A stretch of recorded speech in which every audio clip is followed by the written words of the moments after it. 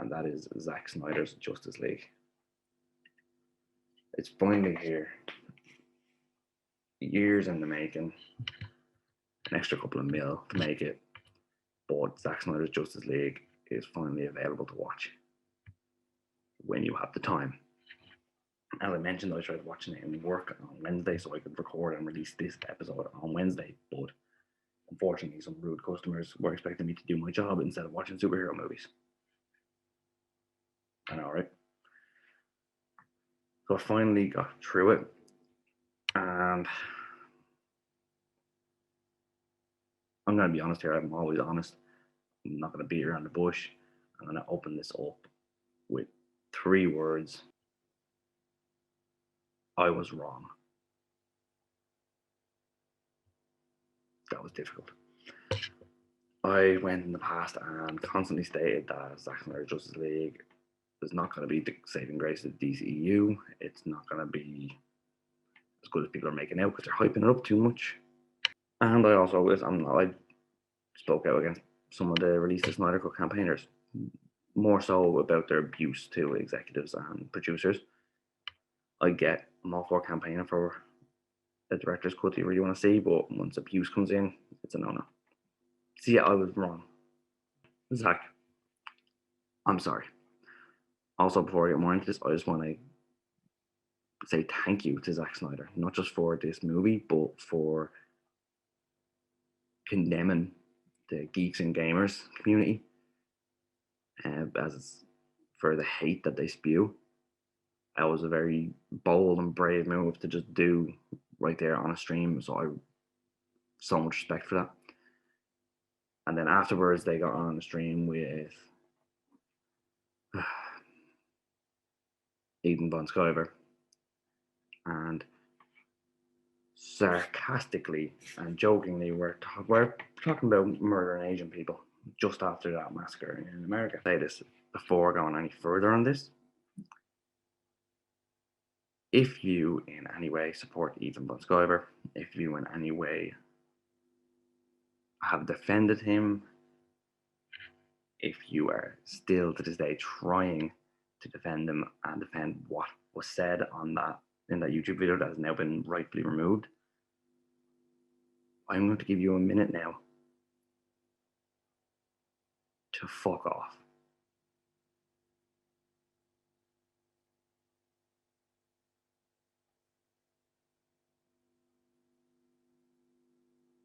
Cool. So if you're still here, you either are a well-adjusted, decent human being, or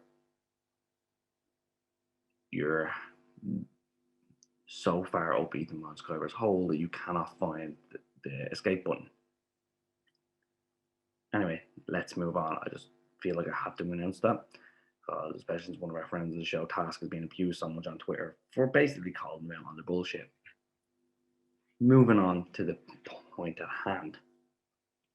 Zack Snyder's Justice League is not the perfect movie. It isn't. I'm not gonna jump on that hype train. It is not the perfect movie. There's no such thing as a perfect movie. It is a drastic improvement on what we got.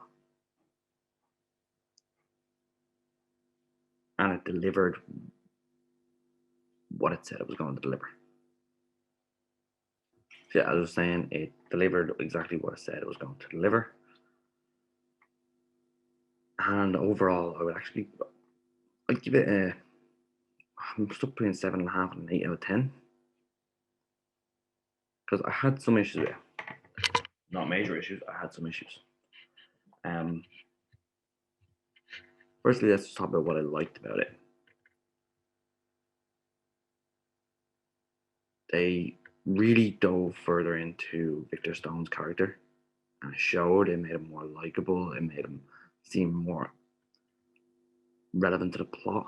I know he had a lot of relevance to the plot in the first one as well, but it just seemed like he was shoehorned in there in the first one. This one we learned a lot more about Victor, we get a bit more time with him, and the movie kind of centers around him, which I really like. I think it's too many movies that just have a habit of centering around the likes of Batman or Superman, and they didn't. Zack went away and centered it a lot around Cyborg, which was fantastic. We got to look further and a bit more elaboration into Barry's character, and which I thought was great. I thought we'd getting to know him a bit better, seeing him Iris, the pet shop scene was fantastic. But here lies my first problem. Ezra Miller is an outstanding Wally West.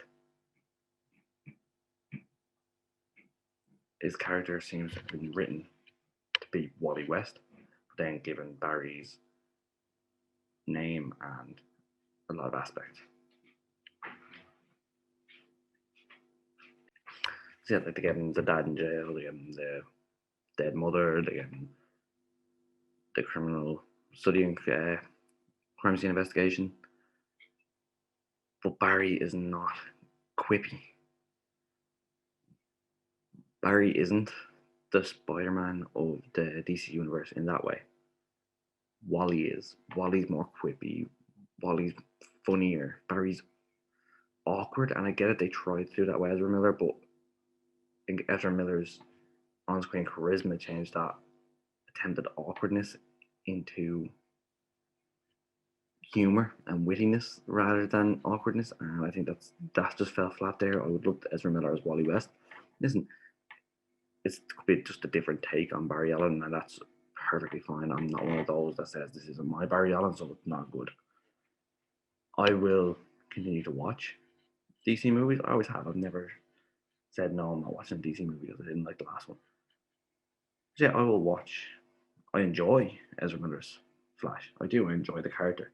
Yeah, my comic book brain straight away went into this isn't Barry Allen, this is Wally West.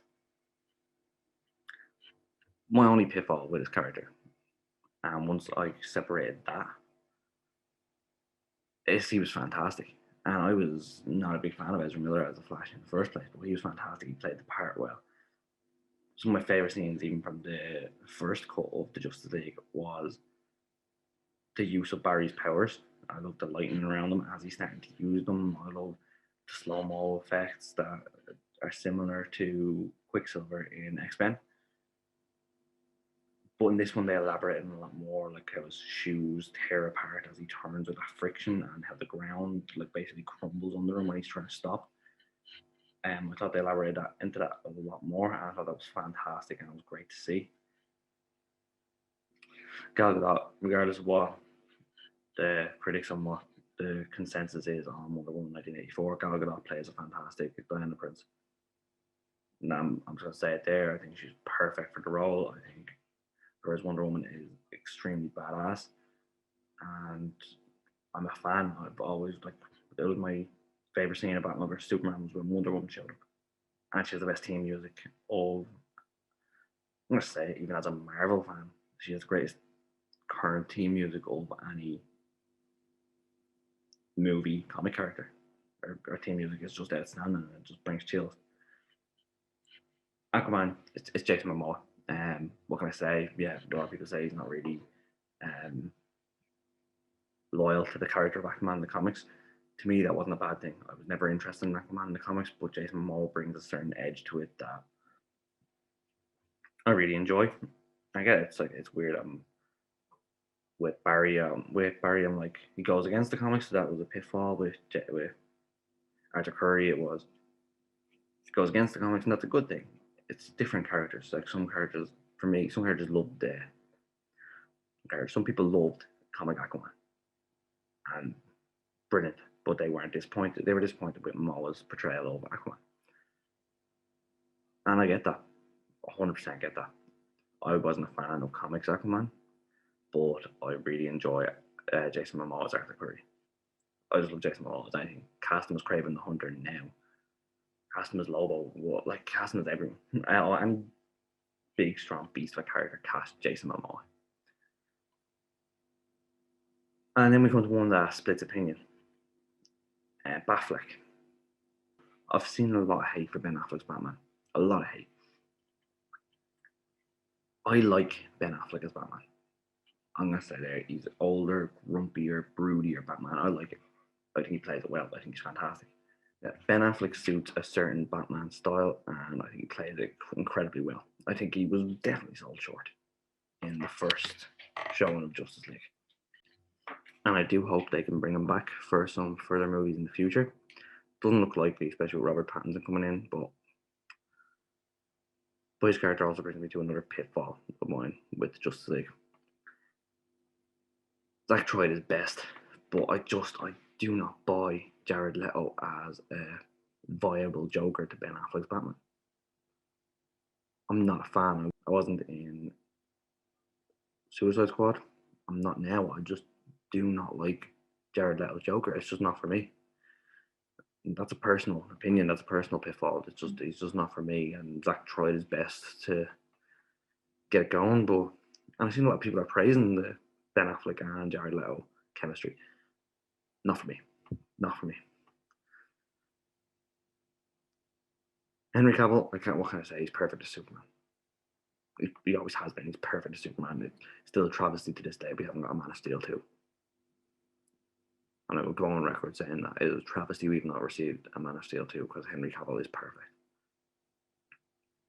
Steppenwolf, they stepped up their game in this, to be honest with you. Very rare you see a character who I'm looking at going, in one scene going, wow, what a badass.